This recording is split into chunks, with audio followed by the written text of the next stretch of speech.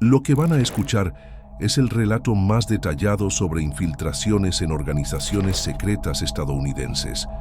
Por razones de seguridad, nuestra fuente será anónima. Lo llamaremos David.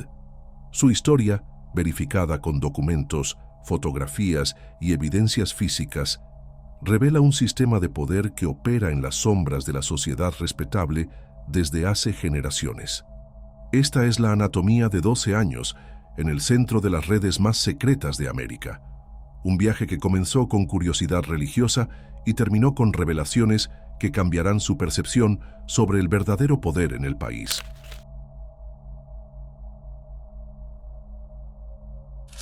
Era 1968 y América estaba literalmente en llamas. Todo el país cuestionaba a las autoridades, tradiciones, todo lo que sus padres habían aceptado sin dudar. Para un joven de 20 años que estudia para ser sacerdote católico, este caos social creaba el ambiente perfecto para cuestionamientos peligrosos.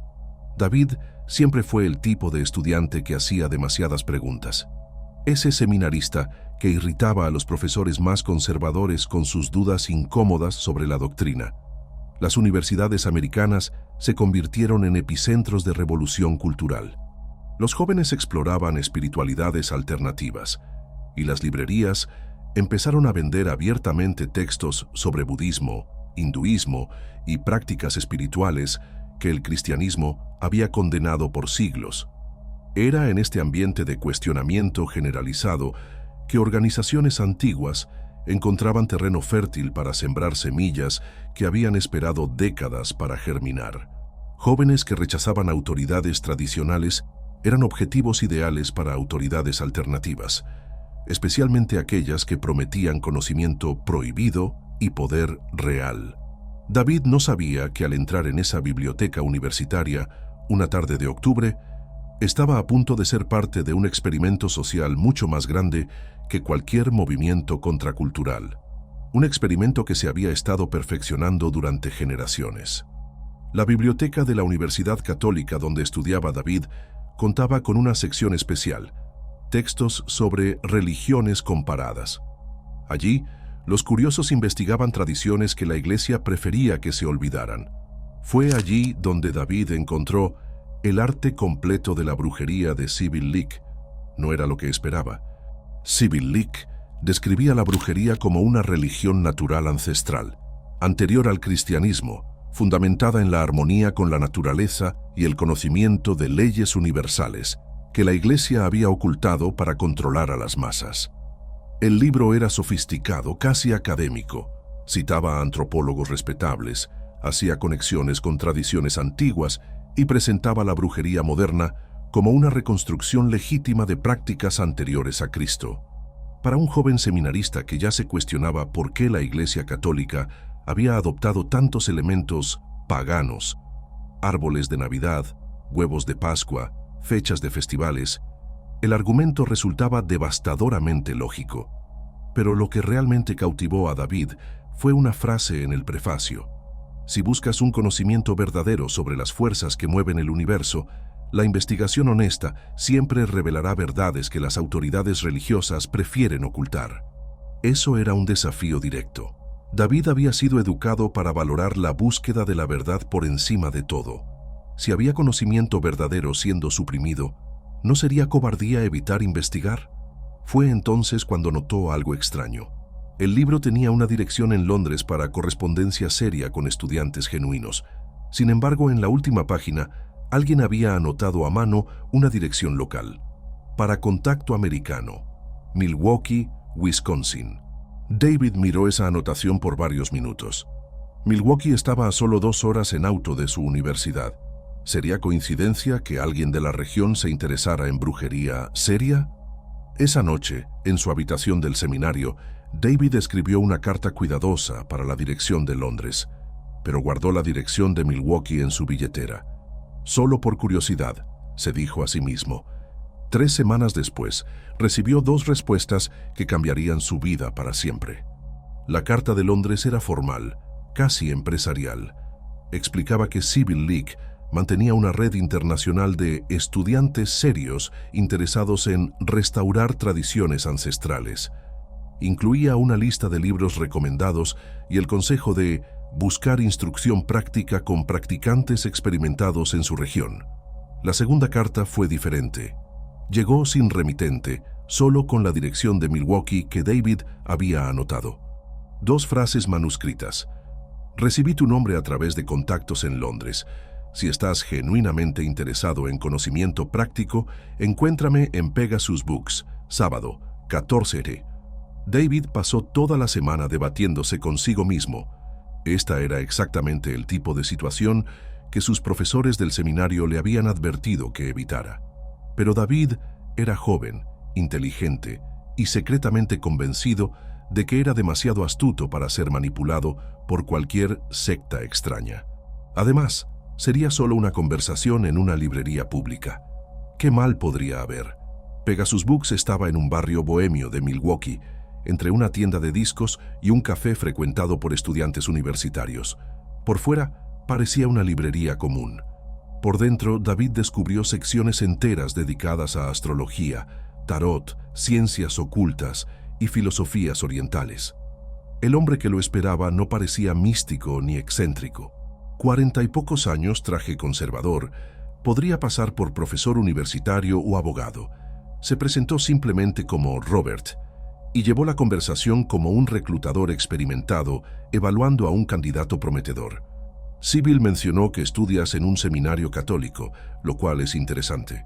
La mayoría no se da cuenta de cuánto del catolicismo actual es en realidad paganismo reempaquetado. ¿Has notado que casi todas las fechas de los santos católicos coinciden con festivales paganos antiguos? Durante 2 horas, Robert mostró conexiones históricas que David nunca había considerado. No atacó al cristianismo directamente, solo demostró cómo tradiciones paganas habían sido absorbidas y renombradas, pero nunca realmente eliminadas. Si estas tradiciones eran tan poderosas que la Iglesia tuvo que absorberlas en vez de destruirlas, no vale la pena investigar por qué. Robert no utilizó tácticas de secta loca, sin promesas grandiosas ni presión emocional. En su lugar, aplicó técnicas de reclutamiento sofisticadas que organizaciones secretas habían refinado durante generaciones. Primero, identificó una vulnerabilidad específica, un joven inteligente cuestionando a las autoridades religiosas. Segundo, ofreció validación intelectual. Tus dudas son legítimas y valientes. Tercero, presentó una alternativa que parecía académica y históricamente fundamentada. Cuarto, creó un sentido de comunidad exclusiva, personas especiales que buscan la verdad real. Más importante, nunca pidió un compromiso inmediato. Solo sugirió una investigación honesta, algo que cualquier persona educada debería estar dispuesta a hacer. La primera reunión concluyó con una invitación casual. Algunas personas se reunirán el próximo sábado para una discusión más profunda. Nada formal, solo una conversación entre personas abiertas. David salió de la librería convencido de que había encontrado una investigación académica legítima. No se dio cuenta de que acababa de dar el primer paso en un viaje cuidadosamente planeado. David no sabía que aquel primer encuentro era solo la punta de un iceberg internacional. El grupo de Milwaukee era parte de una red que se extendía de Londres a Boston, de San Francisco a las montañas de Arkansas, una infraestructura construida a lo largo de décadas por personas mucho más experimentadas de lo que él imaginaba, y todos estaban a punto de enseñarle exactamente cómo funcionaba realmente la brujería moderna.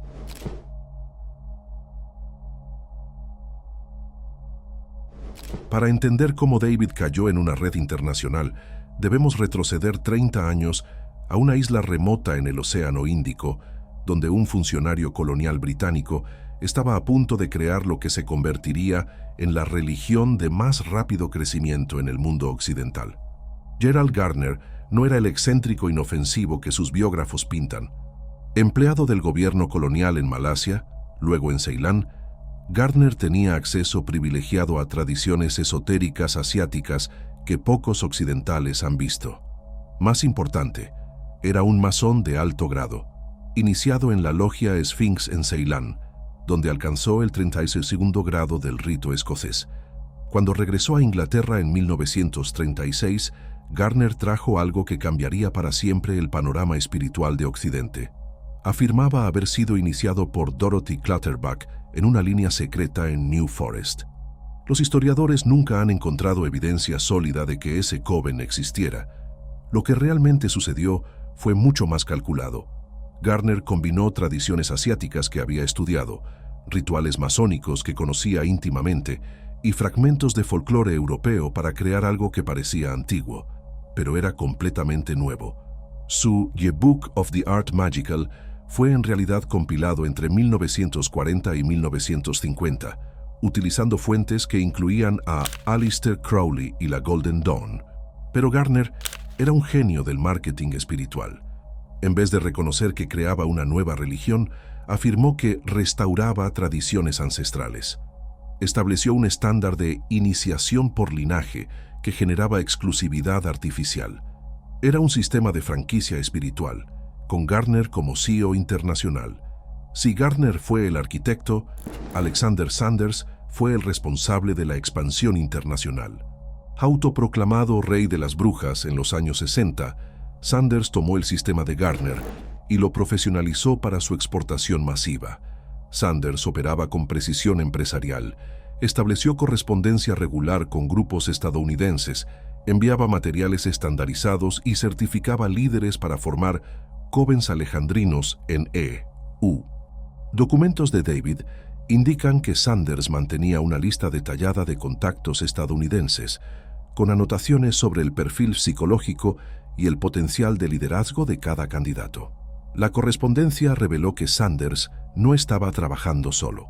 Sus cartas mencionaban consultas con otros grupos ingleses y coordinación con tradiciones hermanas. Había una infraestructura mayor detrás de la brujería moderna, una red de organizaciones coordinadas. La brujería moderna no se difundió en Estados Unidos por casualidad. Existía un patrón geográfico que indicaba una planificación intencionada. Primero, se formaron grupos en ciudades universitarias, Boston con Harvard y MIT, Milwaukee entre Chicago y Minneapolis. Chicago se convirtió en el centro nacional debido a su infraestructura de grupos ocultistas que existía desde hacía décadas. El patrón siempre era el mismo: identificar una ciudad con población joven y educada, establecer un punto de contacto público como una librería especializada, reclutar un líder local carismático, comenzar con grupos de estudio académico, avanzar hacia rituales prácticos y comunicarse con otros grupos en la red. Pegasus Books, donde David conoció a Robert, era parte de una red nacional de contactos. Las cartas en los archivos de David muestran una notable coordinación entre líderes regionales, informes de nuevos iniciados, técnicas de reclutamiento y protocolos para la reubicación de miembros entre ciudades. Era una máquina bien engrasada de expansión espiritual, funcionando con eficiencia empresarial. Lo que más impresionó a David fue la consistencia ritual entre grupos geográficamente separados. Los covens usaban símbolos, invocaciones y secuencias idénticas. El pentagrama siempre orientado igual, círculos trazados en un sentido específico, altares posicionados al norte. No era coincidencia, sino una estandarización deliberada de fuentes masónicas. Las invocaciones seguían fórmulas exactas.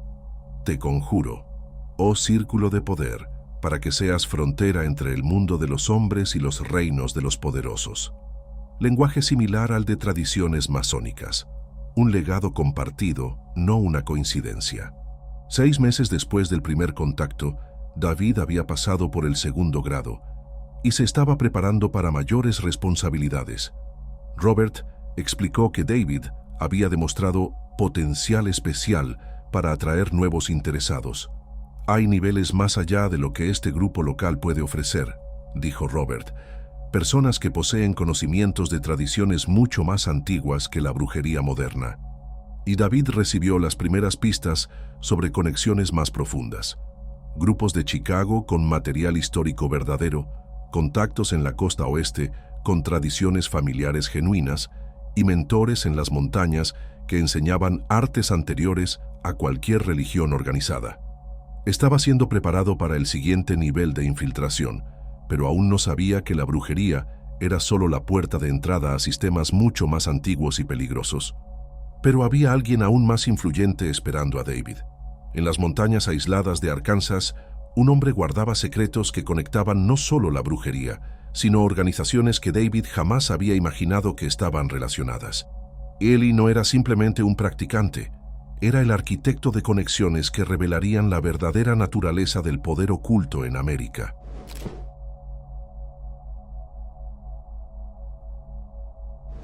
La carta llegó 6 meses después de que David había alcanzado el 2º grado en Milwaukee.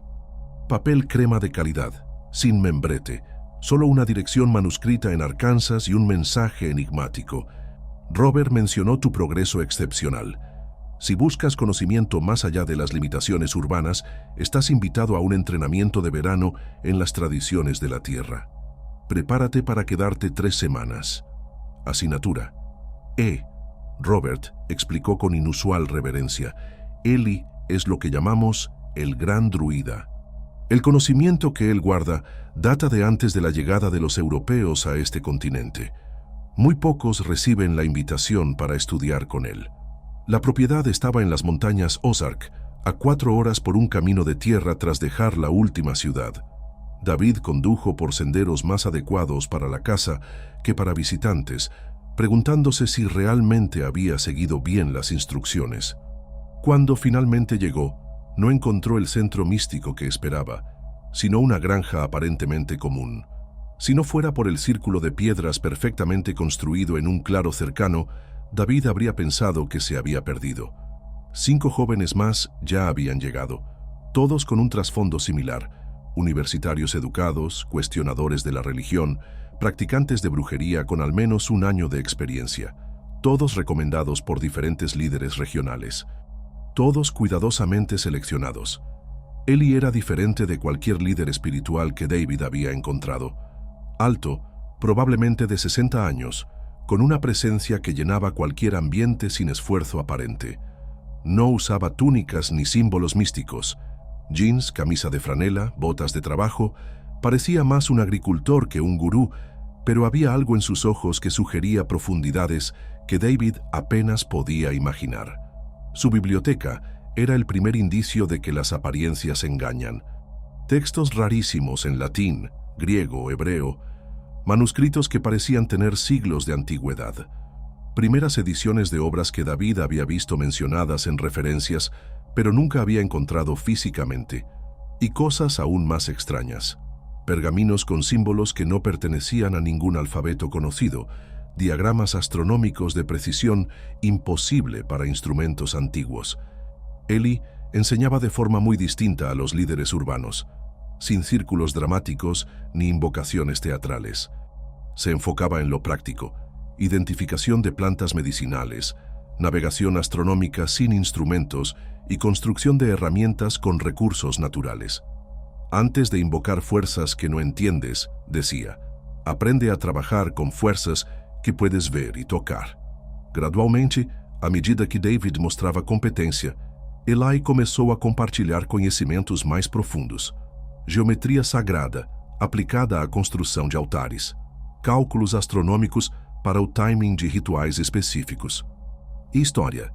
Versões de eventos que David nunca ouvira, contadas como se Eli tivesse acesso a registros que historiadores convencionais nunca viram. La historia que se enseña en las escuelas es una versión editada para el público, explicaba Eli.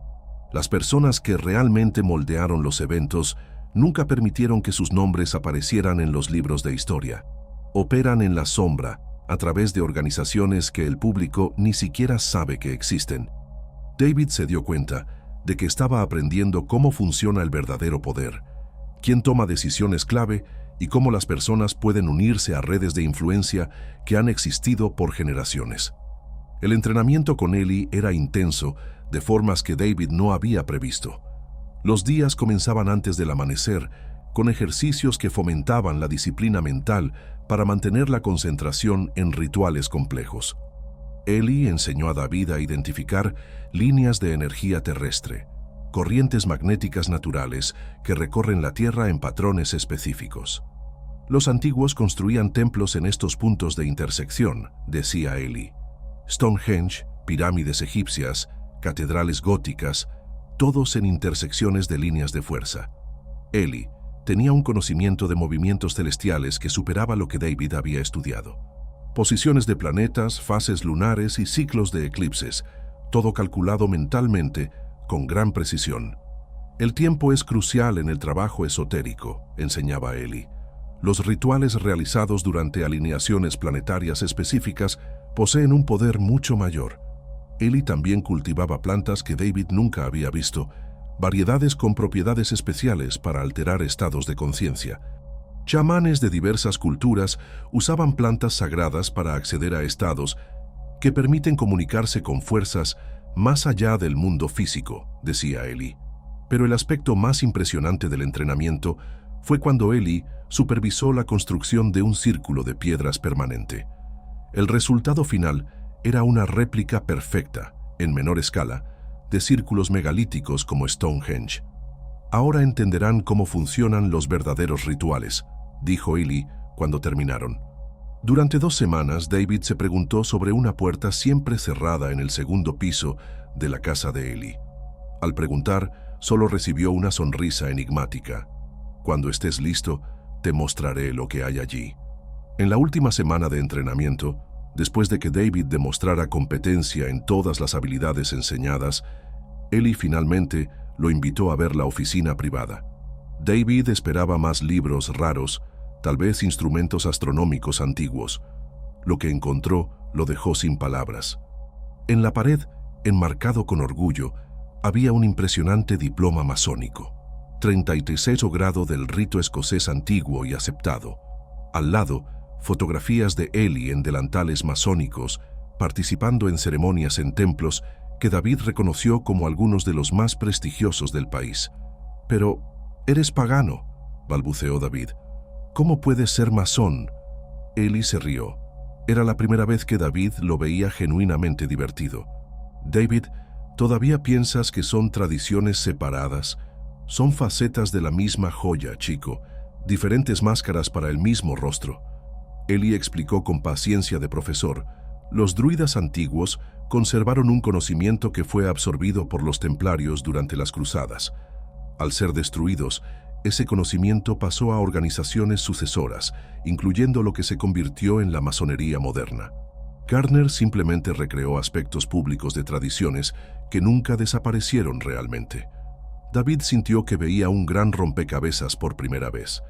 Entonces, brujería moderna es una versión simplificada de lo que los masones de alto grado siempre han sabido, concluyó Ellie, creada para reclutar a quienes no serían aceptados en logias tradicionales, pero que pueden servir a los mismos objetivos finales. David comenzaba a entender que había sido reclutado para algo mucho más grande de lo que pensaba. En el último día, Ellie le entregó a David una lista manuscrita, 3 organizaciones con instrucciones sobre cómo acercarse a cada una. Iglesia Mormona. Joseph Smith era masón de 36º grado al fundar la iglesia. Es una iglesia creada por brujos para brujos, disfrazada de cristianismo respetable. Debes entender cómo las tradiciones esotéricas pueden operar tras fachadas religiosas convencionales. Francmasonería formal. Necesitas credenciales oficiales para entender cómo se ejerce el poder en la sociedad americana. Conseguiré las recomendaciones necesarias. Y finalmente, Ellie dudó, la iglesia de Satanás en San Francisco, para descubrir la fuente de donde realmente provienen estas tradiciones. David miró la lista, sintiendo por primera vez una verdadera inquietud sobre a dónde lo llevaba este viaje. Algunas puertas, una vez abiertas, no se pueden cerrar de nuevo, advirtió Ellie suavemente. ¿Estás seguro de que quieres seguir? David asintió, sin saber que acababa de elegir un camino que lo llevaría al centro de las tinieblas americanas. Gerald Gardner no estaba trabajando solo cuando codificó la Wicca moderna. Detrás de cada movimiento ocultista del siglo XX había textos ancestrales que guiaban cada ritual, cada símbolo, cada progresión iniciática. Recientemente, investigadores descubrieron manuscritos olvidados que contienen los mismos rituales de invocación de Gardner, fórmulas mágicas de la Biblia y textos tan poderosos que fueron prohibidos durante siglos, temidos por la Iglesia y perseguidos por gobiernos de todo el mundo. Estos grimorios contienen los símbolos que David hallaría en los altares masónicos, las invocaciones susurradas en los covens de Boston y los secretos que el gran druida de Arkansas guardaba en su biblioteca personal. Muy pocas personas tuvieron acceso a ellos, y todas quedaron impactadas por lo que descubrieron. David incluso reconoció patrones que había vivido en primera persona. Si quieres entender por qué este conocimiento ha sido ocultado a la humanidad durante tanto tiempo y cómo conecta a todas las organizaciones de las que estás escuchando en esta historia, ve ahora al comentario fijado y descubre lo que no querían que supieras. Pero ahora, déjame contarte sobre el hallazgo que cambiaría todo para David. Siguiendo los consejos de Eli, David comenzaría la fase más peligrosa de su infiltración. Su próximo destino, las sombras más profundas de América. La iglesia de Satanás lo esperaba, trayendo revelaciones sobre un poder que nunca había imaginado posible.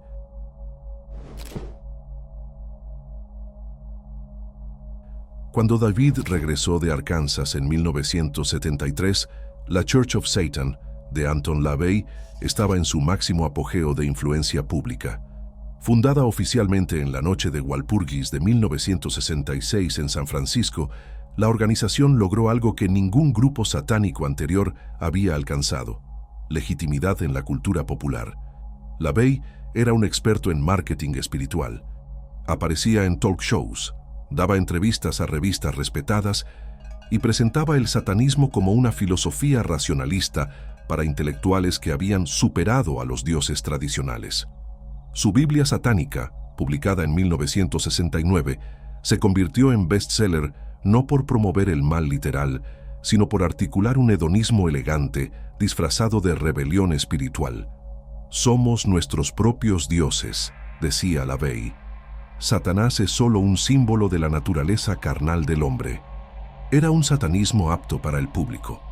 Toda la rebeldía simbólica sin creencias primitivas en fuerzas sobrenaturales. Celebridades como Jane Mansfield y Sammy Davis Jr. asistían a los rituales de LaVey, junto a políticos locales. Los medios lo presentaban como una curiosidad cultural fascinante, el tipo de cobertura que las organizaciones realmente peligrosas necesitaban para operar en la penumbra.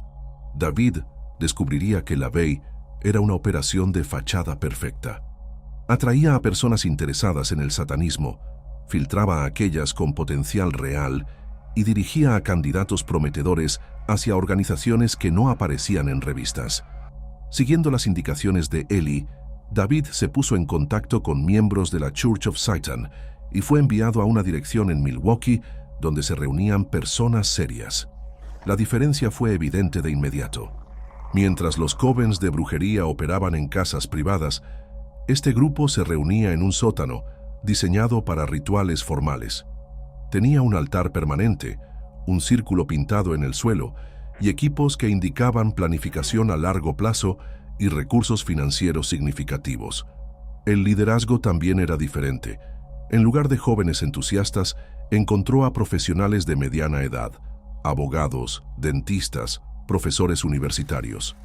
Personas con carreras consolidadas que tomaban el satanismo mucho más en serio. LaVey creó una versión más digerible de tradiciones más antiguas, explicó el líder local. Lo que hacemos aquí se parece más a las prácticas originales. Los rituales eran formales, casi militares en precisión. Cada palabra y gesto seguía protocolos específicos de fuentes anteriores a LaVey. David se dio cuenta de que había hallado una operación mucho más sofisticada que cualquier cosa que LaVey presentaba públicamente. La iglesia de Satanás oficial tenía grados de membresía, pero eran mayormente simbólicos. El grupo de Milwaukee tenía un sistema totalmente distinto. Grado primo, satanista, era un período de observación. Nuevos miembros asistían a rituales pero no participaban. Era un filtro para eliminar curiosos. El grado segundo, hechicero, exigía demostrar competencia práctica en rituales. David tuvo que memorizar invocaciones complejas y probar su capacidad para manifestar resultados. No bastaba con creer, debía mostrar habilidad. El grado tercero, hechicero, implicaba liderazgo. Los miembros realizaban rituales menores, reclutaban candidatos y accedían a materiales no disponibles para grados inferiores. David descubrió que los textos de grado tercero contenían rituales que LaVey nunca había publicado. El grado cuarto, hechicero, incluía trabajo práctico, uso de rituales para influir en eventos específicos. Se esperaba que los miembros demostraran resultados medibles. El grado quinto, magíster, era un liderazgo regional. Solo 4 o 5 personas en el medio oeste de EU poseían este grado. Determinaban quién estaba listo para conexiones más allá de la iglesia de Satanás oficial. LaVey nunca quiso que la gente supiera de los grados reales, explicó el magíster. La Biblia satánica es un manual para principiantes. El verdadero conocimiento se da en persona. La progresión requería demostrar lealtad creciente, habilidad para mantener secretos y disposición para participar en actividades que se volvían gradualmente más extremas. Cada grado superior era una prueba para el siguiente. 6 meses después de alcanzar el grado cuarto, David recibió una invitación que cambiaría su perspectiva. Un alto miembro de Chicago quería conocer a nuevos talentos.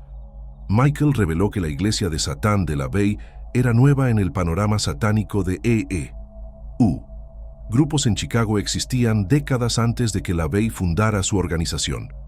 Tuvimos Brotherhood desde los años 20, explicó Michael. La Orden del Carnero Negro data de los 90. LaVey simplemente tomó tradiciones y las empaquetó para los medios masivos. La diferencia fundamental no era de filosofía, sino de enfoque. LaVey racionalizó todo, eliminó elementos supersticiosos. Nosotros preservamos prácticas originales, incluyendo aspectos que LaVey omitió deliberadamente. LaVey sostiene que Satanás es solo un símbolo. Para los grupos originales, es una fuerza real que se puede invocar y que brinda poder tangible a cambio de servicios. David fue invitado a un ritual en Chicago que demostraría la diferencia entre satanismo filosófico y satanismo práctico. El ritual se llevó a cabo en una propiedad en Glen Ellyn, Illinois. David esperaba un grupo similar al de Milwaukee, pero encontró una operación con recursos financieros significativos y conexiones que iban mucho más allá de la comunidad satánica. Los participantes incluían personas que David reconoció de la televisión local, un político, un juez y un empresario. No eran aficionados, sino profesionales que usaban el ritual para fines específicos. Más inquietante aún, el ritual incluyó una demostración que Michael llamó manifestación directa. Fue un acto de poder inexplicable por la psicología o trucos de escenario. Esto es lo que LaVey quita de sus publicaciones, explicó Michael. Aspecto práctico, la capacidad de acceder a fuerzas que alteran la realidad física. David salió sabiendo que había cruzado una línea importante. Ya no estaba tratando con filosofía, estaba siendo introducido a prácticas que afirmaban producir resultados sobrenaturales reales. En las semanas siguientes, David notó cambios en cómo lo trataban en Milwaukee. Tenía acceso a materiales restringidos, lo consultaban sobre decisiones importantes y comenzó a recibir pistas sobre oportunidades especiales. «Tienes potencial para mucho más de lo que ofrecen los grupos regionales», dijo el magíster. «Pero eso requiere voluntad para comprometerse más allá de la participación casual». David aprendió que el sistema funcionaba como un MLM espiritual. Para avanzar a los círculos internos, debía reclutar 7 reclutas de calidad. No cualquier interesado en el ocultismo, sino personas que cumplían criterios específicos. «Algunas personas son reclutadores natos», explicó Michael. «Tienes el don de generar confianza. Eso es muy valioso en nuestros círculos». David estaba siendo preparado para un papel en una jerarquía que iba más allá de la iglesia de Satanás oficial, un rol que requeriría habilidades que él apenas comenzaba a entender. David aún no había visto nada.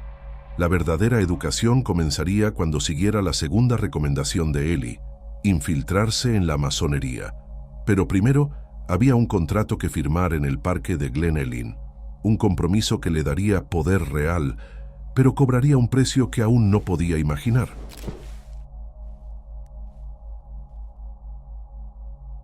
En 1975, siguiendo instrucciones precisas de Eli, David comenzó a infiltrarse en la masonería americana. No fue un proceso casual. Cada paso había sido cuidadosamente orquestado por mentores que entendían exactamente cómo funcionaba el sistema. La regla fundamental de la masonería es que no puedes postularte. Debes ser invitado por 2 maestros masones. Eli había conseguido esas referencias a través de redes que David aún no comprendía.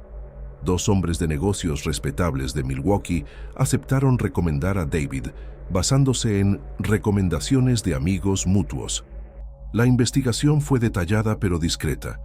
Visitaron a empleadores, hablaron con vecinos y revisaron registros financieros. Buscaban no solo antecedentes penales, sino también estabilidad social y viabilidad financiera. La masonería es una red de hombres influyentes. Solo aceptan a quienes puedan contribuir al prestigio de la organización. La pregunta clave en la entrevista final fue simple: ¿crees en Dios? David había sido entrenado para responder adecuadamente, mostrar creencia en un ser supremo sin comprometerse a una denominación. La masonería es oficialmente no denominacional, pero los ateos están totalmente prohibidos. 3 semanas después, David fue aceptado unánimemente. Su viaje por los misterios más antiguos de América estaba a punto de comenzar. Nada había preparado a David para la brutalidad ritual del primer grado masónico. La preparación estaba diseñada para desorientar. David fue instruido a quitarse toda la ropa y a ponerse solo un pantalón especial con una pierna cortada. Con la camisa abierta, exponiendo el pecho izquierdo, fue vendado y llevado a la entrada de la sala de la logia. La entrada fue un shock psicológico. Aún vendado, David se arrodilló mientras un compás se presionaba contra su pecho desnudo. Una voz retumbó: ¿quién se atreve a entrar en nuestro sagrado retiro? Cuando la venda fue retirada, David se encontró rodeado de hombres en trajes oscuros. El altar central estaba adornado con símbolos de sus estudios ocultistas: un cuadrado, un compás y la Biblia abierta en Eclesiastés. El juramento fue el momento en que David comprendió que había entrado en algo mucho más serio. Arrodillado, con la mano sobre la Biblia, juró nunca revelar ningún secreto de la sagrada arte de la masonería. La pena por tal traición fue clara: que me corten la garganta de oreja a oreja. El lenguaje era arcaico, pero la intención era clara. No era un juramento simbólico, sino una amenaza real respaldada por una organización con recursos para cumplirlo. Durante la explicación de los símbolos, David identificó elementos de textos esotéricos. El compás y la escuadra simbolizaban la dualidad fundamental: tierra y cielo, material y espiritual, conceptos presentes en tradiciones herméticas y grimorios medievales. Más reveladora fue la historia de Hiram Abif, el maestro constructor del Templo de Salomón, asesinado por 3 aprendices. Se presentó como un hecho histórico, no como alegoría. David participaba en la perpetuación de una antigua tradición mantenida por maestros iniciados. La contraseña fue Boaz, el nombre de la columna izquierda en el Templo de Salomón. El apretón de manos era un saludo que permitía identificar a otros masones en todo el mundo. David se integraba en una red internacional que afirmaba tener un linaje ininterrumpido de miles de años. La progresión por los grados segundo y tercero intensificó la presión psicológica. Cada grado requería memorizar textos extensos y estar dispuesto a asumir compromisos más serios. Segundo grado centrado en la educación mediante la geometría y la arquitectura.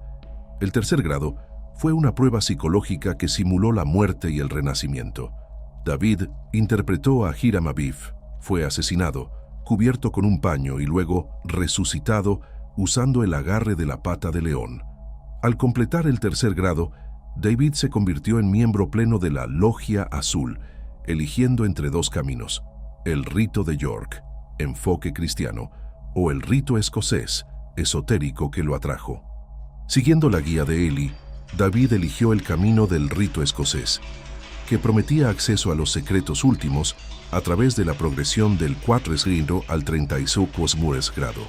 Lodge de Perfection, grados 4 al 14, se centró en la filosofía moral, influenciada por misterios egipcios, tradiciones cabalísticas y filosofía hermética.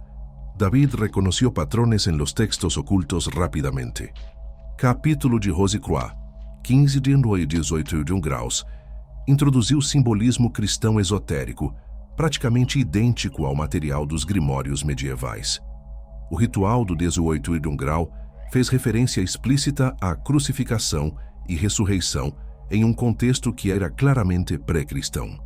El Consejo de Kadosh, 19 y 31 grados, abordaba la justicia y la venganza, similar a los rituales de maldición de grupos satánicos.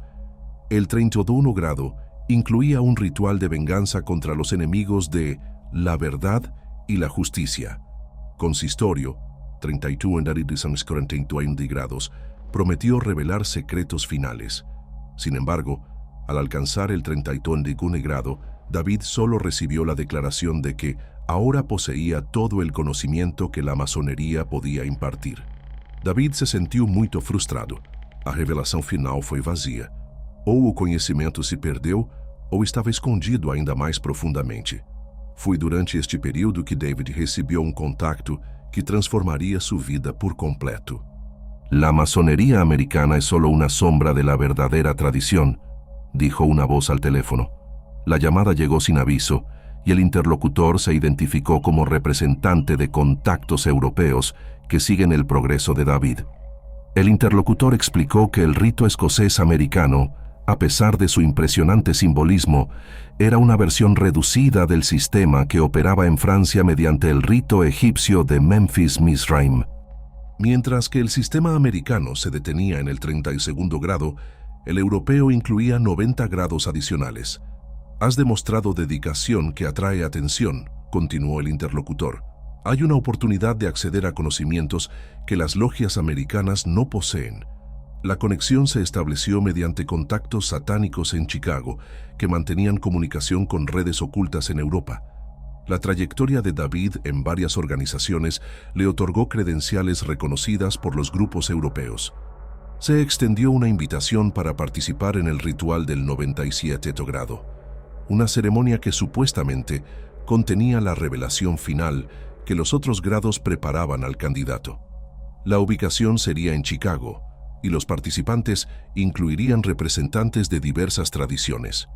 Después de esto, advirtió el llamador, no hay regreso al nivel anterior de comprensión, verás la realidad tal como es. David aceptó sin dudar, sin saber que estaba a punto de descubrir el verdadero propósito de las organizaciones en las que se infiltró durante 7 años. Pero había masonería más allá de la americana. A través de las conexiones de Chicago, David estaba a punto de descubrir tradiciones del antiguo Egipto y secretos desconocidos, incluso para los príncipes sublimes. El ritual del 97 grado revelaría finalmente por qué existían todas estas organizaciones.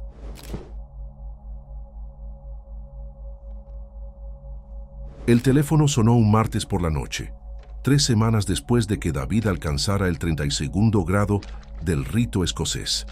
La voz al otro lado hablaba inglés con un leve acento francés, el tono de alguien acostumbrado a ser obedecido sin cuestionamientos.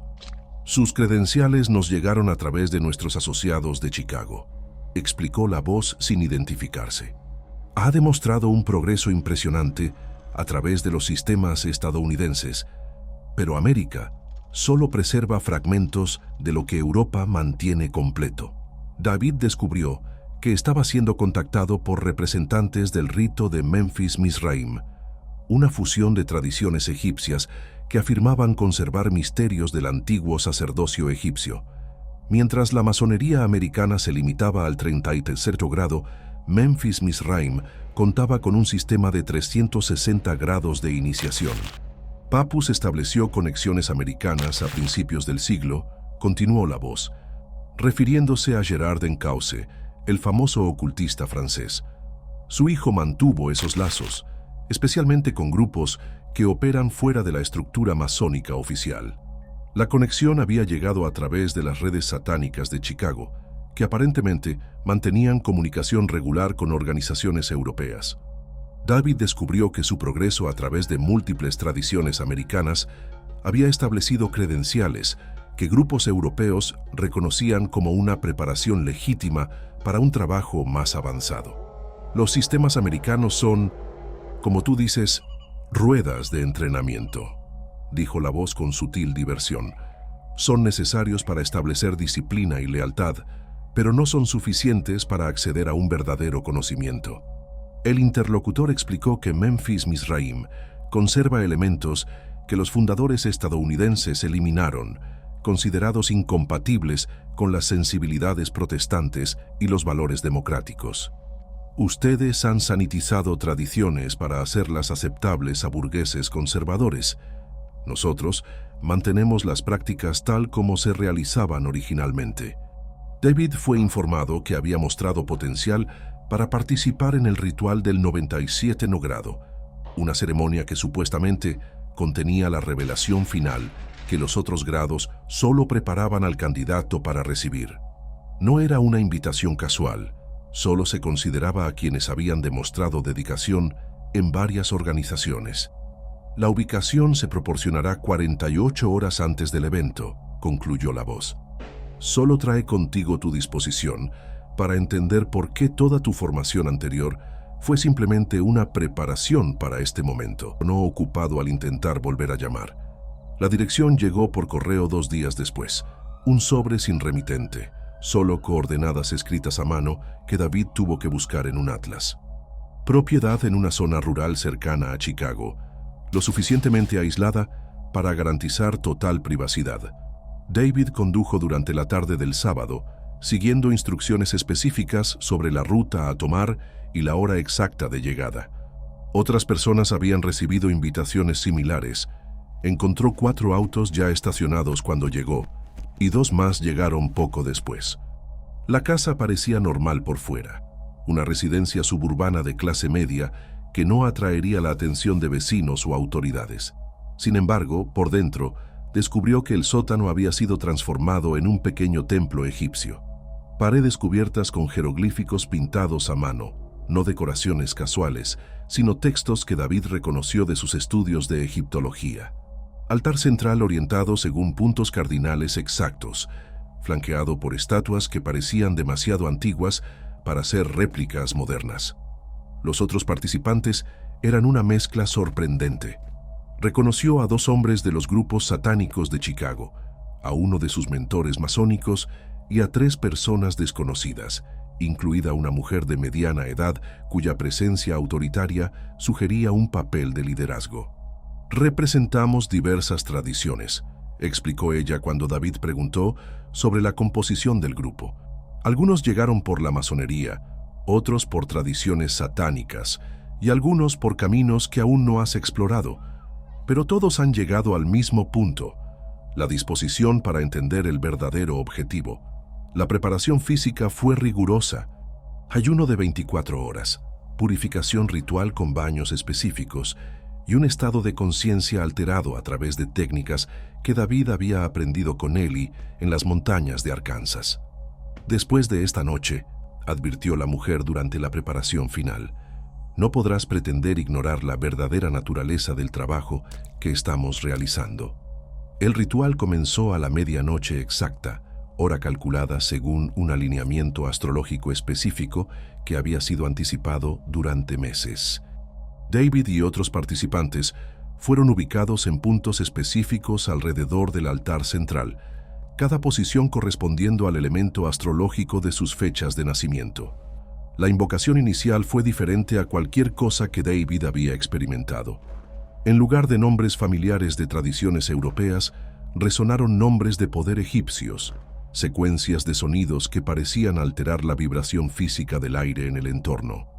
David sintió un cambio tangible en la atmósfera, como si el espacio ritual se hubiera aislado del mundo normal. Ustedes pasaron años aprendiendo símbolos, memorizando rituales y avanzando en grados. Comenzó la líder femenina en la primera fase de la ceremonia. Esta noche descubrirán por qué existen realmente todas estas organizaciones. Lo que siguió fue una demostración práctica de conceptos que David había estudiado teóricamente durante años. Usando técnicas derivadas de papiros egipcios genuinos, el grupo mostró métodos para lo que solo podría describirse como absorción de energía vital de una fuente externa. David observó el proceso en el que un voluntario, un miembro experimentado que había pasado por el ritual antes, fue usado como conductor para transferir energía, resultando en una alteración visible y medible de la vitalidad física de los demás. No era simbolismo ni psicología, era una técnica específica para la absorción literal de la fuerza vital. Inmortalidad mediante la energía vital acumulada, explicó el líder durante el proceso. Los antiguos egipcios crearon métodos que la ciencia moderna aún no entiende. No se trata de extender la vida biológica, sino de acumular energía que perdura más allá de la muerte física. La revelación central fue devastadoramente simple. Toda progresión iniciática que David había experimentado, brujería, satanismo, masonería, estaba diseñada para identificar y preparar a individuos capaces de participar en esta práctica específica. Las organizaciones no preservaban la sabiduría antigua con fines académicos. Eran redes de reclutamiento para un sistema que necesitaba un suministro constante de personas dispuestas a ofrecer energía que otros pudieran absorber.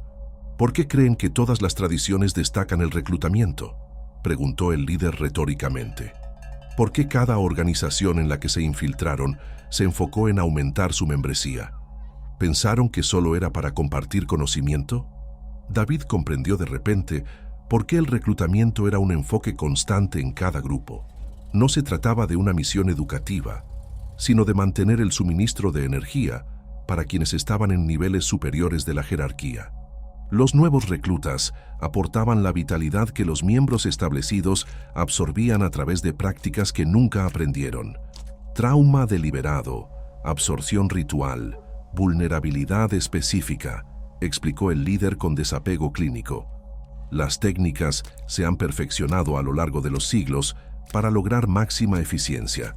Algunos ofrecen energía al comprender los beneficios, mientras que otros lo hacen involuntariamente a través de procesos que nunca logran entender del todo. La estructura final se presentó como una pirámide. La base consistía en participantes inconscientes de organizaciones públicas. Los niveles intermedios incluían cómplices conscientes que mantenían el sistema, y el ápice abarcaba a quienes participaban activamente en prácticas de absorción de energía. Funcionarios del gobierno, líderes empresariales, autoridades religiosas, continuó el líder. Muchos son participantes inconscientes, algunos son colaboradores conscientes. Pocos son activos que comprenden el panorama completo. David se dio cuenta de que su viaje por varias organizaciones había sido un proceso de evaluación para ver si era apto para participar conscientemente en un sistema que operaba tras fachadas de instituciones legítimas. La oferta fue clara: aceptar el rol de participante activo con acceso al poder de la absorción de energía o quedarse en una posición periférica, útil pero nunca verdaderamente poderoso. La decisión no tiene que tomarse esta noche, concluyó el líder, pero una vez que salgan conocerán una verdad innegable. Cuando el ritual formal terminó, David conversó con un líder que le mostró la magnitud del sistema que había estado vislumbrando durante años de infiltración. La verdad era, a la vez, más simple y más aterradora de lo que había imaginado. No se trata de filosofía oculta ni de sabiduría antigua, explicó como si discutiera un negocio. Se trata de la recolección de energía a gran escala. Todo simbolismo, tradiciones y organizaciones son solo infraestructura para una operación que necesita un gran volumen de vitalidad humana. Sistema operado por redes cuidadosamente construídas, onde pessoas em diferentes níveis de consciência desempenhavam funções variadas. Uma base massiva de participantes inconscientes em igrejas, logias e organizações comunitárias fornecia energia que os praticantes mais avançados podiam aproveitar. O nível intermediário consistia em facilitadores conscientes que ajudavam a manter o recrutamento e ofereciam acesso a fontes mais concentradas. O ápice abrigava praticantes ativos que desenvolveram habilidades para direcionar a absorção de energia para fins específicos. ¿Por qué creen que las sociedades están más traumatizadas? ¿Por qué las tasas de enfermedades mentales, adicción y desesperación siguen aumentando a pesar del avance tecnológico?, preguntó el líder. El agotamiento energético masivo tiene consecuencias que se manifiestan como patologías sociales. David aprendió que las técnicas de absorción de energía eran más efectivas cuando el objetivo experimentaba emociones extremas, trauma, terror, éxtasis o vulnerabilidad profunda. Esto explicaba el énfasis que todas las organizaciones ponían en rituales dramáticos, manipulación emocional y en cultivar sistemáticamente la dependencia psicológica. Inocencia es una fuente de energía premium, afirmó el líder. Los niños, los verdaderos creyentes y quienes mantienen vitalidad natural a través de una vida normal, ofrecen la energía de más alta calidad cuando se les trata adequadamente. David finalmente compreendeu por que o recrutamento se concentrava em pessoas que questionavam a autoridade, buscavam espiritualidade ou tinham curiosidade intelectual. Elas eram naturalmente suscetíveis a um sistema que oferecia respostas, comunidade e um senso de conhecimento especial, enquanto gradualmente drenava a energia que tornava outros mais poderosos. Elegire simple, concluyó el líder. Únete de forma consciente y accede al poder de la energía. O eventualmente serás una fuente inconsciente que otros usarán. La última hora de la ceremonia se centró en explicar cómo funcionaba el sistema a través de instituciones legítimas. David descubrió que las redes abarcaban agencias gubernamentales, empresas, instituciones religiosas y educativas. Muchos participantes ignoraban el verdadero propósito que cumplían. Juez que consistentemente toma decisiones a favor de nuestros intereses, político que apoya leyes que facilitan nuestras operaciones, líder empresarial que proporciona financiamiento o cobertura, enumeró el líder. Algunos son colaboradores conscientes, muchos son influenciados por técnicas que nunca reconocen. El sistema de protección era complejo. Las autoridades legales que podían investigar actividades inusuales eran participantes conscientes o estaban influenciadas por métodos que garantizaban su cooperación. Las redes financieras proporcionaban los recursos necesarios para mantener las operaciones.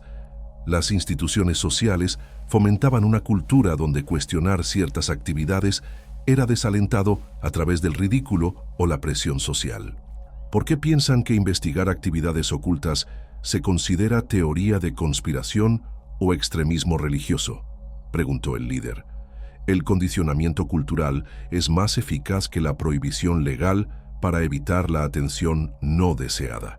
David se dio cuenta de que había descubierto un sistema que operaba en la sociedad como una infraestructura invisible, usando organizaciones legítimas como fachada, mientras extraía energía que alimentaba una red de individuos con niveles de influencia que los ciudadanos comunes nunca sospecharían. La pregunta que quedaba era si él aceptaría participar conscientemente o intentaría extraerse de un sistema que ya sabía que existía. Armado con ese conocimiento terrible, David enfrentaría su elección final. El sistema ofrecía poder real, pero exigía un precio que pocos estaban dispuestos a pagar. En Glen Ellyn, bajo las estrellas, se firmaría el contrato que sellaría su destino por 7 años. 2 semanas después del ritual del 97 grado, David recibió una invitación para lo que llamaron demostración final. Ubicación: Glen Ellyn, Illinois, el mismo parque suburbano donde había participado en rituales menores con grupos de Chicago en años anteriores. Pero esta vez sería diferente. Ceremonia de compromiso, explicaron. Oportunidad para acceso directo al poder que presenciaste, a cambio de un servicio específico que beneficiará a toda la red. David llegó al parque a las 12:00 am en una noche de luna nueva, un momento calculado para el ritual de máxima potencia, según lo aprendido en su entrenamiento con Eli. Otros 5 coches ya estaban aparcados en calles cercanas y los participantes caminaban hacia el centro del parque como si fueran corredores nocturnos o insomnes paseando.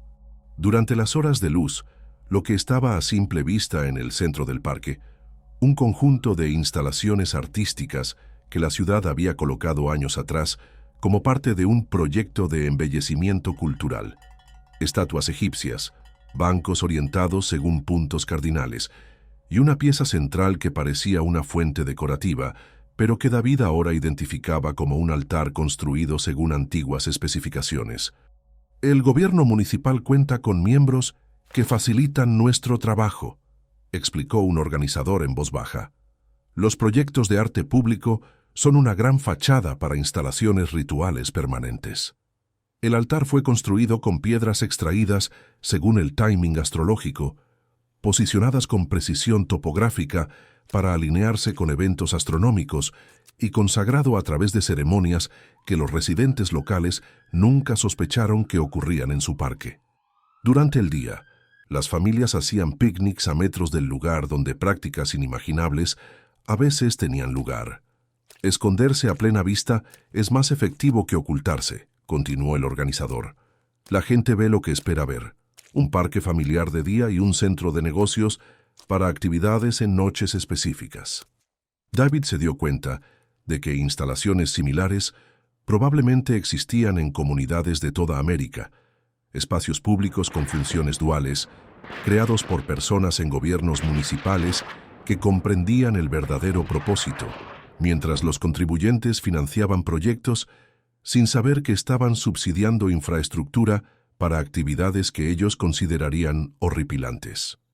En el centro del altar, iluminado por luces cuidadosamente colocadas que parecían ser de parque, estaba el volumen que David había oído mencionar durante años pero nunca había visto.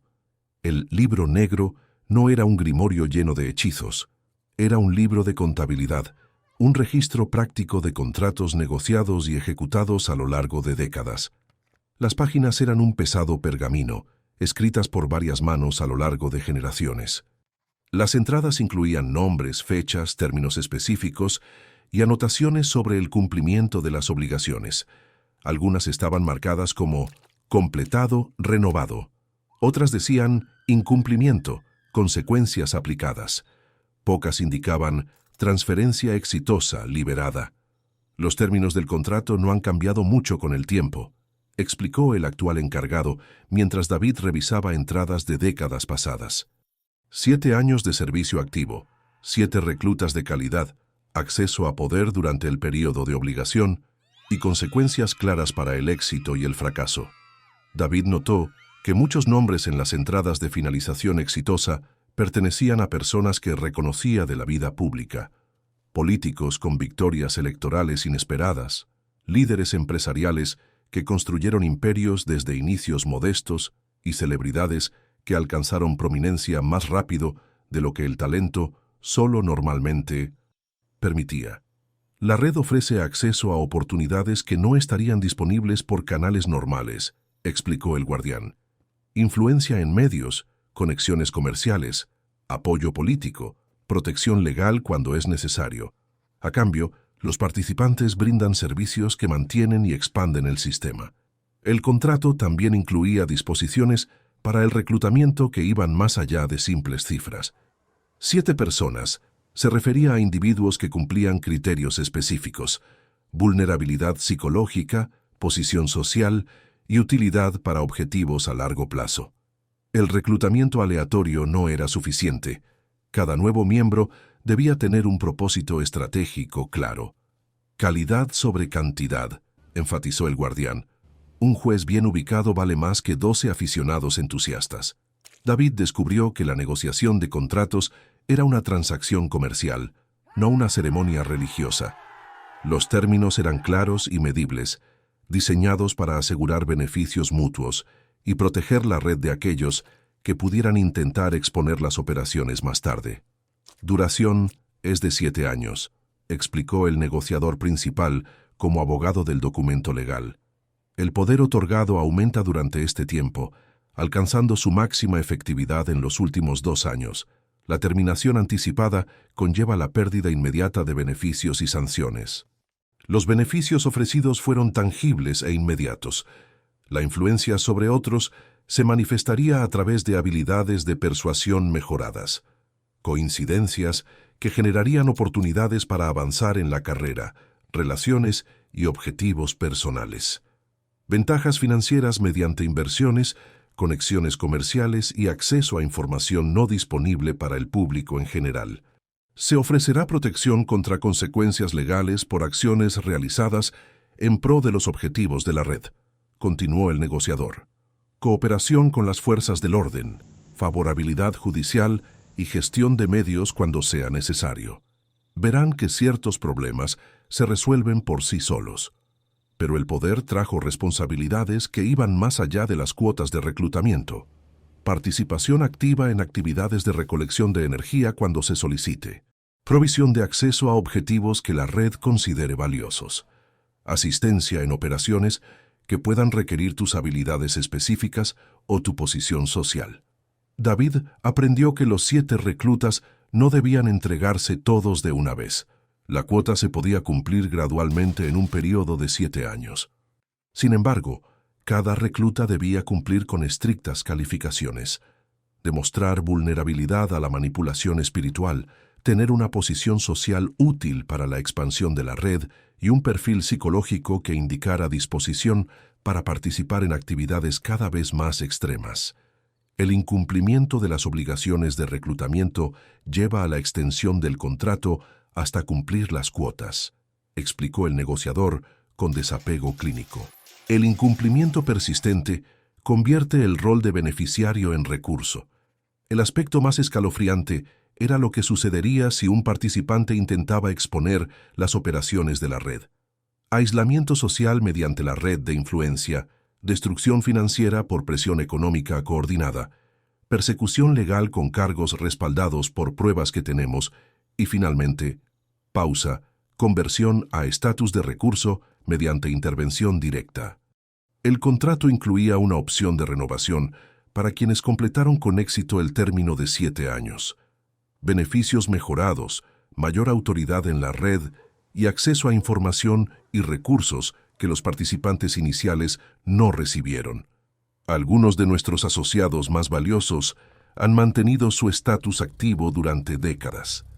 David se dio cuenta de que le ofrecían un poder genuino, pero un poder que implicaba un precio que lo ataría a la red de forma permanente, ya fuera como participante o como víctima eventual. Firmar no es un gesto simbólico, advirtió el guardián mientras preparaba el instrumento para extraer la sangre necesaria. La sangre física establece una conexión energética que no puede romperse fácilmente. Ustedes se unen a una red a través de un vínculo biológico que perdura sin importar la distancia o los arrepentimientos futuros. La hoja era antigua, claramente usada para propósitos similares muchas veces. David sentía la energía del metal consagrado por procedimientos que prefería no imaginar. El corte se realizó en la muñeca, donde el flujo de sangre se podía controlar con precisión, suficiente para dar tinta a la firma, pero no lo bastante para causar peligro. Se recogió sangre en un recipiente de plata calentado para evitar la coagulación. La pluma se sumergió con cuidado y David escribió su nombre completo en el espacio preparado según cálculos astrológicos específicos de su fecha de nacimiento. En el momento en que se completó la firma, David sintió una alteración en su conciencia que fue inmediata e inconfundible. No era un efecto psicológico, sino una sensación física de conexión con algo vasto y poderoso que existía más allá de la percepción normal. «Bienvenido al círculo», dijo el guardián. «Tu educación real comienza ahora». David sintió un aumento de vitalidad como nunca antes. Sin embargo, bajo esa mejora, era consciente de que había cruzado el punto de no retorno. Cualquiera que fuera lo que sucediera a continuación, ahora estaba atado a un sistema que era mucho más grande y poderoso que cualquier participante individual. En 24 horas tras firmar, la vida de David cambió de formas tangibles y medibles. La promoción laboral que le habían negado durante meses fue aprobada de repente sin explicación. La inversión que hizo, basada en un consejo casual de un asociado, generó ganancias sorprendentemente favorables. Sus relaciones personales también cambiaron, ya que la gente comenzó a tratarlo con un respeto que antes no existía. Periodo de mejora, explicó su manejador durante el primer chequeo mensual. Recursos de la red se dirigen para demostrar los beneficios que el compromiso ofrece. El éxito genera lealtad. La lealtad asegura cooperación. David descubrió que podía influir en las decisiones de los demás mediante métodos sutiles pero efectivos. Sugerencias que antes se ignoraban, ahora se aceptaban con entusiasmo. Solicitudes que normalmente se rechazaban eran aprobadas sin dudar. La gente buscaba su aprobación y orientación de maneras que parecían naturales, aunque eran estadísticamente improbables. Las oportunidades de negocio aparecían con tal regularidad que sugerían coordinación en lugar de coincidencia. La información llegaba por canales que ofrecían ventajas en inversiones, decisiones de carrera y posicionamiento social. Los problemas legales que deberían haber surgido de ciertas actividades simplemente desaparecieron sin que David pudiera encontrar una solución. Pero los beneficios llegaron con un precio que se hizo evidente con el tiempo. David comenzó a necesitar experiencias más extremas para mantener el mismo nivel de satisfacción que antes le daban las actividades normales.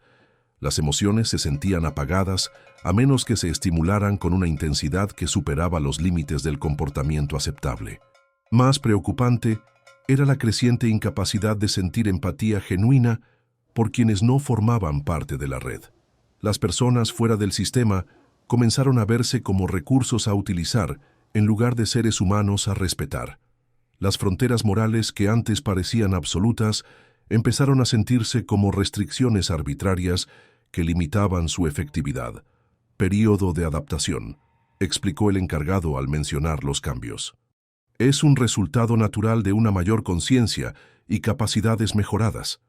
Las limitaciones anteriores eran construcciones artificiales para mantener el control social. Ustedes están aprendiendo a ver la realidad tal como es. David comenzó a comprender que el poder no era solo una herramienta para lograr objetivos, sino una transformación que cambiaba aspectos fundamentales de la personalidad y la percepción.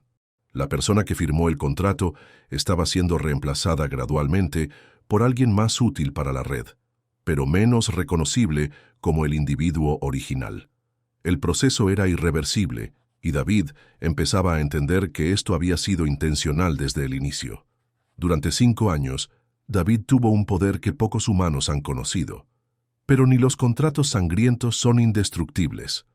Una simple línea escrita a mano lo cambiaría todo, y David descubriría que hay fuerzas más poderosas que cualquier red oculta.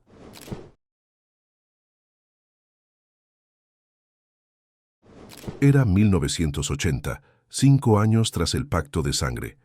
David se había convertido en lo que el sistema planeó. Un reclutador eficiente, un participante consciente y beneficiario de un poder que pocos humanos experimentan.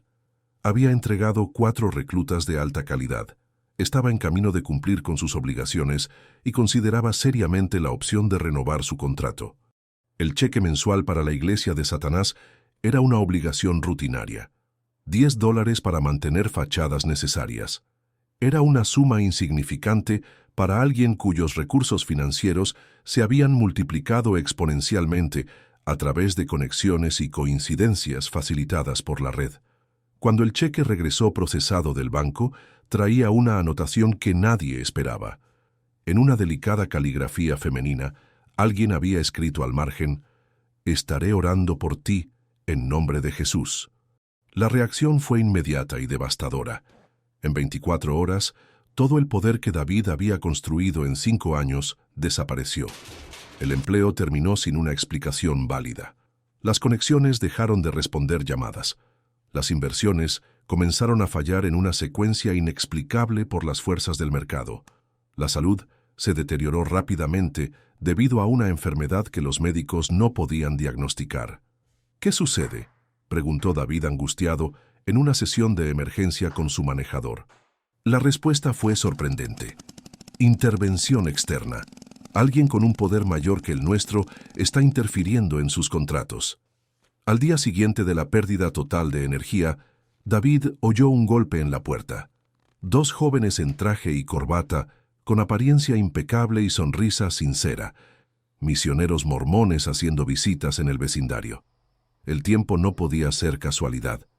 En 5 años en esa casa, ningún misionero religioso había visitado. Los testigos de Jehová, conocidos por su persistencia, Siempre habían evitado la propiedad como si un instinto primitivo los alertara sobre las energías que allí residían. David recordó de inmediato las palabras de Eli, dichas años atrás en las montañas de Arkansas. Si alguna vez te sientes en peligro espiritual, busca la iglesia mormona. Es una iglesia hecha por brujos para que se escondan. La llegada de los misioneros confirmaba que era el momento de poner en marcha la estrategia de escape cuidadosamente preservada para emergencias. David los invitó a entrar, mostrando un profundo conocimiento de la historia religiosa y el simbolismo bíblico que los impresionó.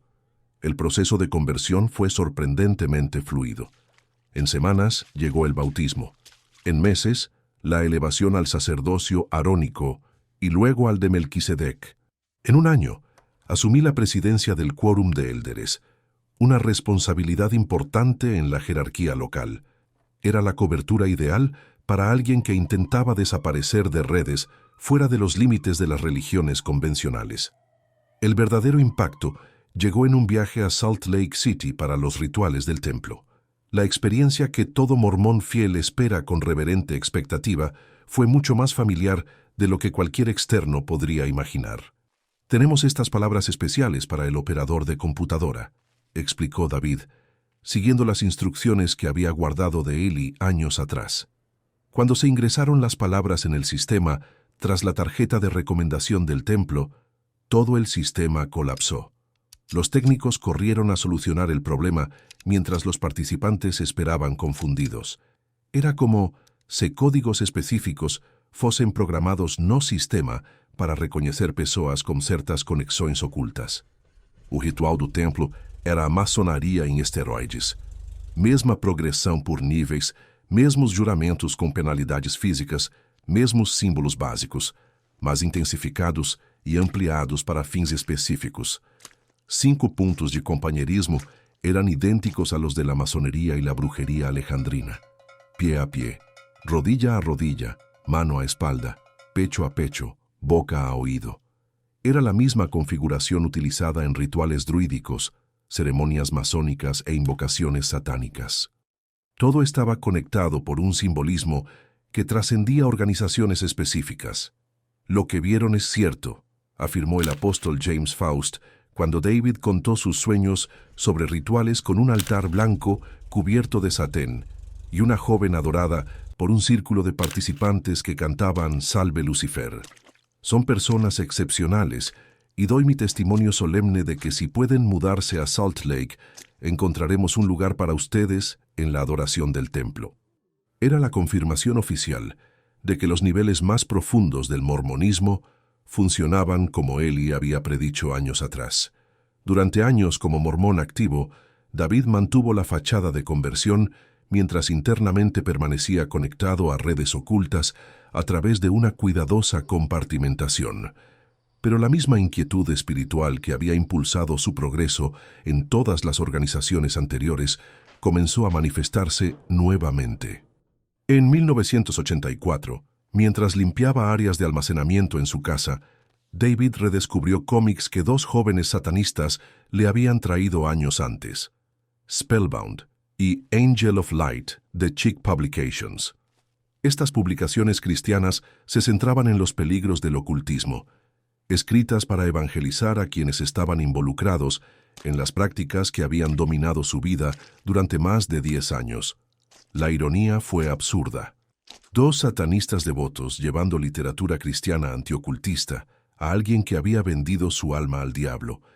Era como si fuerzas cósmicas conspiraran de las maneras más improbables para entregar un mensaje que debía ser escuchado.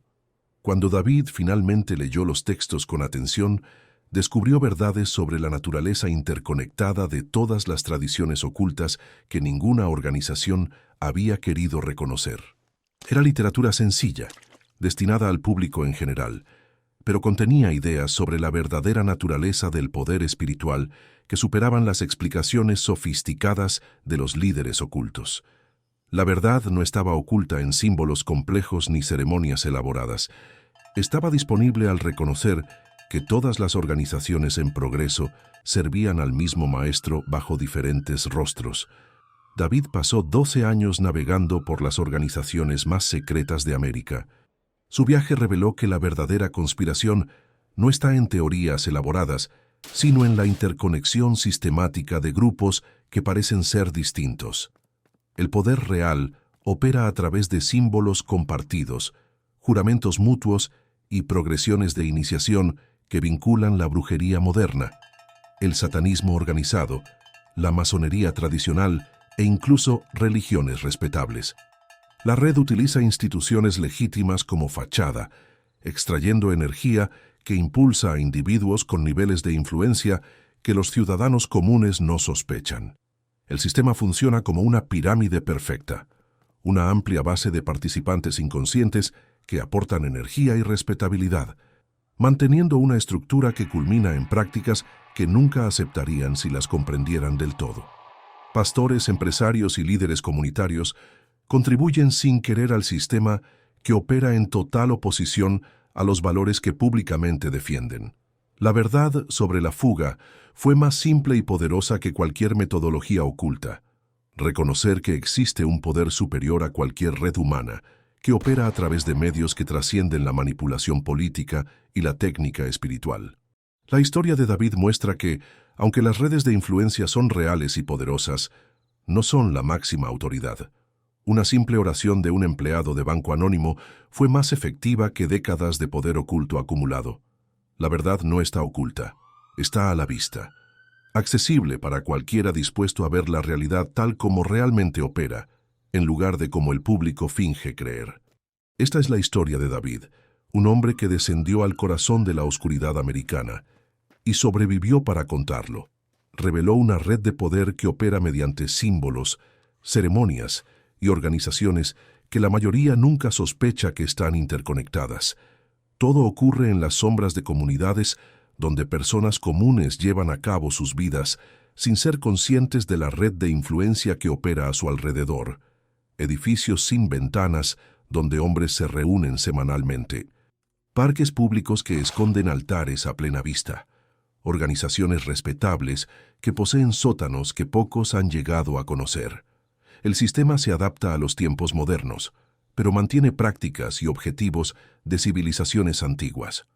El reclutamiento es sistemático, la progresión es calculada y el objetivo final es la extracción de energía a gran escala, lo que impacta a la sociedad aumentando el trauma, la desesperación y el vacío espiritual.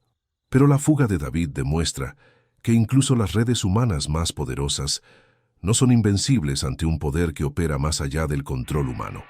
A veces, la verdad es más simple que la conspiración, y la liberación se alcanza por medios que ninguna organización puede evitar. Esto fue la anatomía de 12 años en las sombras. Ahora saben por qué algunas verdades permanecen ocultas y por qué otras deben ser reveladas. Y ahora lo saben. La verdad no está oculta en libros de historia ni en teorías conspirativas. Se encuentra en conexiones visibles, en símbolos compartidos entre organizaciones que parecen distintas y en transformaciones que llevan a buscadores espirituales a participar en algo más grande y oscuro de lo que imaginaron. David vivió esta verdad durante 12 años. Su historia terminó, pero el sistema sigue funcionando. La pregunta es, ¿cuántas personas a su alrededor son parte de esta red sin que usted lo sepa?